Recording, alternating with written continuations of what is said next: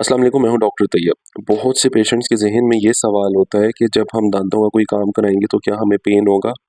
और मैंने अपनी 6 ईयर की जो प्रैक्टिस है उसके अंदर ये चीज़ बहुत नोट की है कि जो बहुत से पेशेंट्स हैं वो सिर्फ़ इस वजह से दाँतों का ट्रीटमेंट नहीं कराते कि उनके ज़हन में ये डर होता है या उन्होंने कहीं से सुना होता है, किसी का बैड एक्सपीरियंस हुआ होता है कि भई मैंने रूट कैनाल कराया था, ये एक्सट्रैक्शन कराई थी तो भई मुझे बड़ा दर्द हुआ था। तो उसी को सुन के फिर जो है बाकी पेशेंट्स जो हैं वो अपने इतने ज़रूरी काम भी नहीं करवाते वक़्त पे और फिर वो उस टाइम पे आते हैं कि जब काफ़ी ज़्यादा बात आगे जा चुकी होती है और मेजर प्रोसीजर्स करने पड़ते हैं। तो मैं ये क्लियर करना चाहूँगा कि दाँतों का किसी किस्म का कोई भी काम हो, आइडियली उसके अंदर पेन नहीं होना चाहिए। उसकी वजह ये है कि लोकल एनेस्थीसिया जो है, जो उस जगह को नम कर देता है, उसका तो काम ही यही होता है कि आपका कोई भी अगर काम हो रहा है और आपको अगर उसमें किसी किस्म का पेन हो रहा है या आप डिस्कम्फर्ट फ़ील कर रहे हैं, तो एनेस्थीसिया लगा दिया जाए। जैसे फॉर एग्जांपल अब कुछ ऐसे प्रोसीजर्स होते हैं जिसके अंदर एनेस्थीसिया की ज़रूरत ही नहीं होती। For example scaling and polishing एक बहुत ही माइनर सा प्रोसीजर है और इसके अंदर किसी किस्म का कोई पेन नहीं होता। करते वक़्त थोड़ी-सी सेंसिटिविटी कुछ लोगों को फ़ील होती है और वो भी बहुत बियरेबल होती है।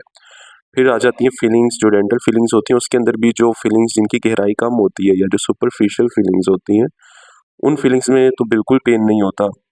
और अगर पेशेंट कंप्लेन करे उन फीलिंग्स में भी, तो फिर हम एनेस्थीसिया लगा देते हैं, फिर बिल्कुल पता नहीं चलता। इसी तरह जो डीप फीलिंग्स होती हैं, उनमें हम पहले ही एनेस्थीसिया लगा देते हैं।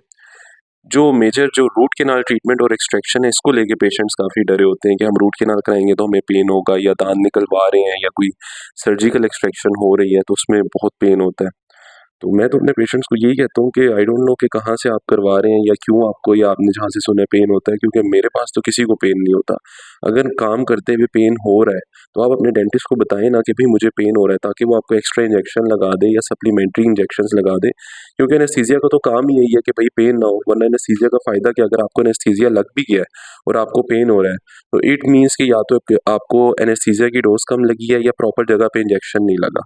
यही 2 रीज़न्स हो सकती हैं। बहुत कम ऐसे पेशेंट्स होते हैं कि जिनको अगर आपने एनेस्थीसिया बहुत अच्छा दे भी दिया है, डोज़ भी अच्छी खासी दे दी है, फिर भी अगर पेन हो रहा है तो आप प्रोसीजर ही ना करें। आप उनको पेन किलर्स, एंटीबायोटिक्स दें और जब वो नेक्स्ट टाइम आएँगे तो उनको दर्द नहीं होगा। तो हर चीज़ की मैनेजमेंट होती है, तो सिर्फ़ पेन को लेके आपने नहीं डरना कि यार मुझे पेन होगा। मैं ऐसे-ऐसे पेशेंट्स आए हैं जिनको इतना फ़ोबिया था कि वो समझते थे कि बस मुझे तो हाथ ही लगाएँ तो दर्द होता है।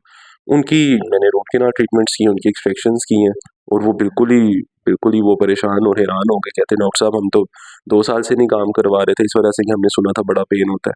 तो सिर्फ़ इस वीडियो बनाने का मकसद ये है कि आप सिर्फ़ पेन को लेके ना अपने प्रोसीजर्स को डिले ना करें। दाँत बड़ी एक कीमती चीज़ है और इसको जहाँ तक हो सके बचाना चाहिए। आफ्टर एवरी 6 मंथ जो है आप रेगुलर डेंटल चेकअप्स करवाएँ और किसी भी किस्म का अगर आपको प्रोसीजर करते हुए पेन हो तो आप अपने डेंटिस्ट को बताएँ कि यार मुझे डिस्कम्फर्ट है, पेन है, तो उसकी मैनेजमेंट मौजूद है। तो आई होप कि मैंने अपना मैसेज क्लियरली बता दिया होगा। स्टिल अगर आपके ज़हन में कोई भी क्वेश्चन है, तो आप ज़रूर नीचे दिए गए कमेंट सेक्शन में पूछिएगा और अपना ख़्याल रखिएगा। अल्लाह हाफ़िज़।